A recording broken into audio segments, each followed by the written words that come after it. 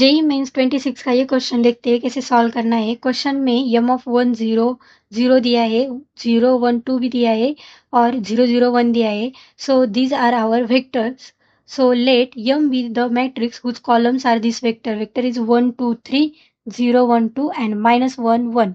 Now M into x y z is equals to 1 7 11. Let's put the value for M, this matrix, and multiply this matrix into x y z. We will get x minus z is equals to 1, 2x plus y plus z is equals to 7, 3x plus 2y plus z is equals to 11.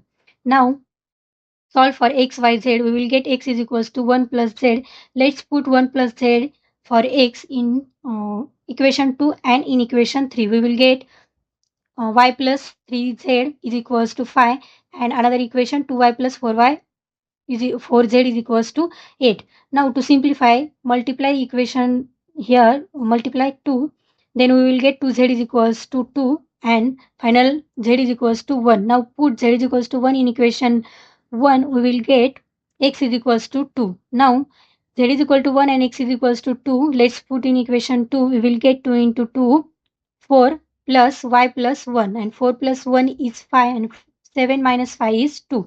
So y is equals to 2.